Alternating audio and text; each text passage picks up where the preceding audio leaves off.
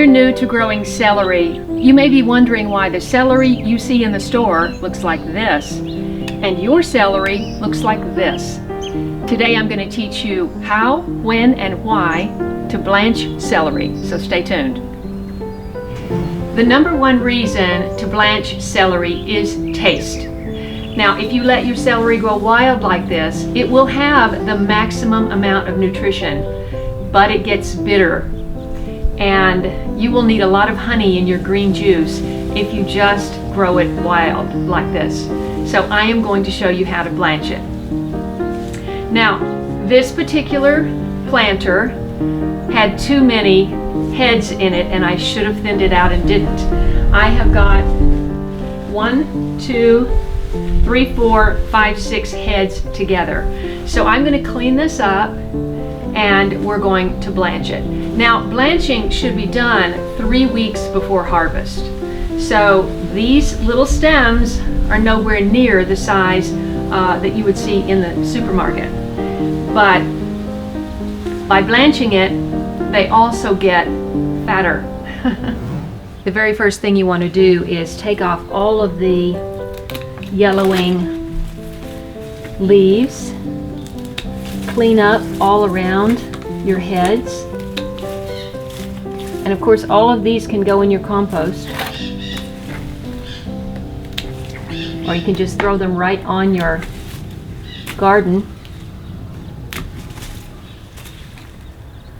And you start to remove the very outside pieces, some of which you'll want to throw in your salads or juice. And they crisscross when they're planted so close together. I have a tendency to plant everything too close together, as you know if you've been following me for a while. Okay, you can see that these two heads are right together.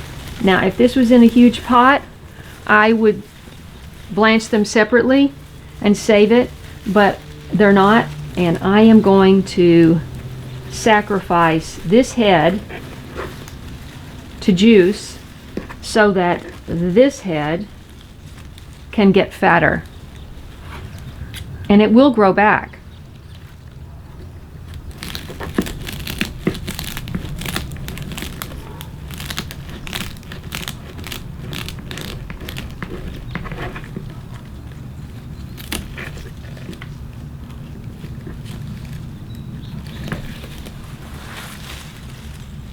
It looks like parsley at this stage, fat parsley, but it is celery, trust me.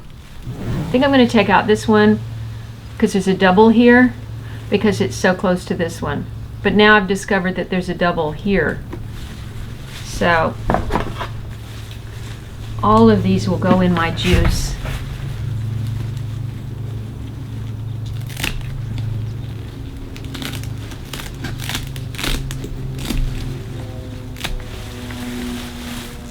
Turns out every one of these was a double. And I am going to remove, this is a smaller one. Okay, so there's one more small one at the end, and I'm going to remove that as well.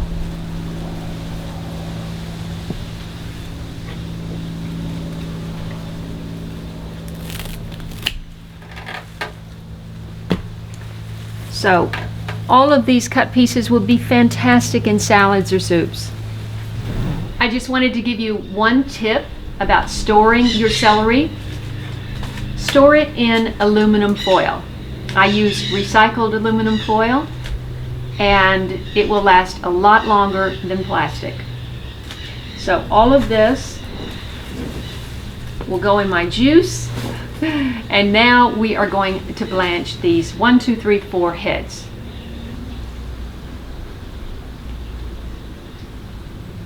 There are 3 basic ways to blanch. You can wrap the stalks in newspaper in a roll around the base going up, and then use an elastic of some sort to tie it. You can use strips of pantyhose. You can use, this is some elastic that I found in my sewing kit, and I also found this nylon stretchy tape, which I think I'm going to use. You can also mound them up with dirt, just like you would mound up peanuts or potatoes or leeks, and gradually get all the way to where the leaves start. And this just, you would do this just in the last 3 weeks of its life.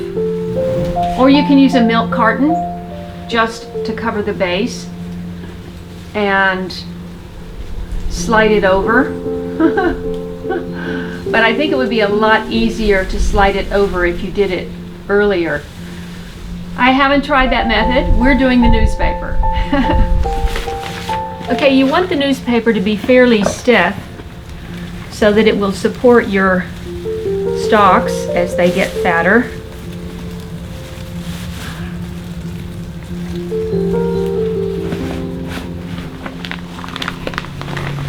It's not the easiest thing I've done in the garden, and it's not the hardest thing either, so.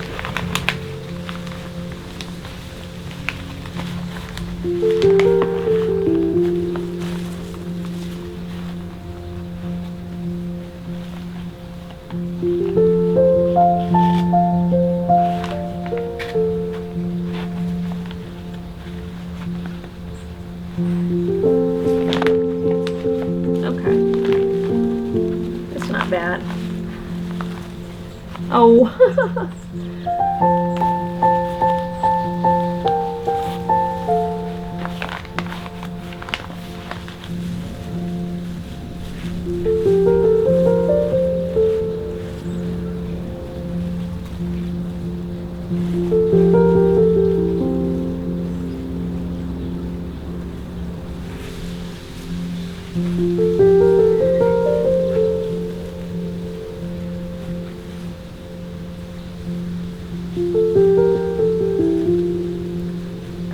When they're so close together, it's easier if you just tie them up first. Oh.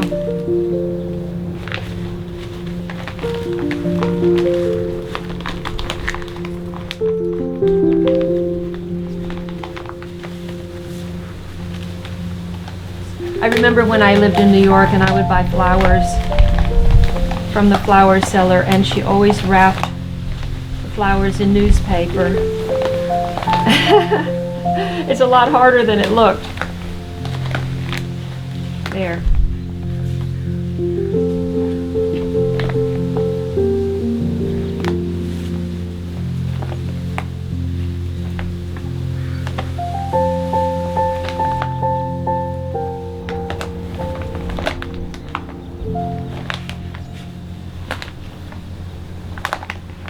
Okay, wow, I did it.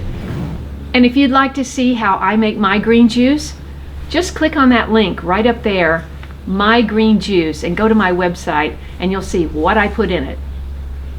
Now we're going to put these back by the driveway so they'll have partial sun, partial shade. It's getting towards the end of March and I don't want them to get too baked in the sun. I want them to finish their development. Now let's go take a look at those 3 celeries in the front yard.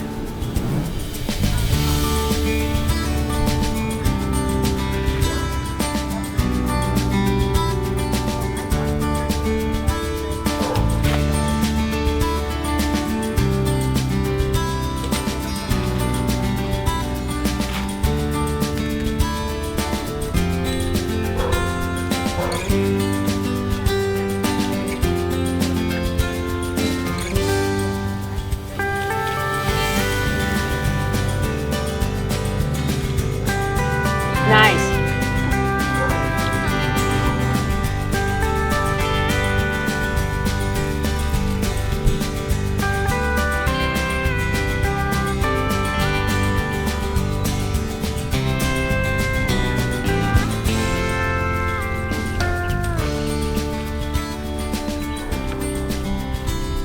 I think I'm going to eat this one. Let's try that. Even if it is bitter, it's nothing that a little raw almond butter can't fix.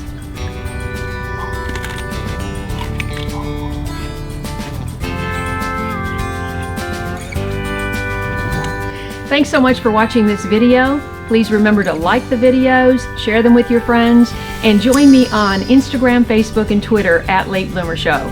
And don't forget to subscribe to www.latebloomershow.com, where you can download a free ebook, 10 Steps to a Great First Garden. Thanks so much for watching, and I'll see you in the next video. And if you enjoyed this video, why not try these?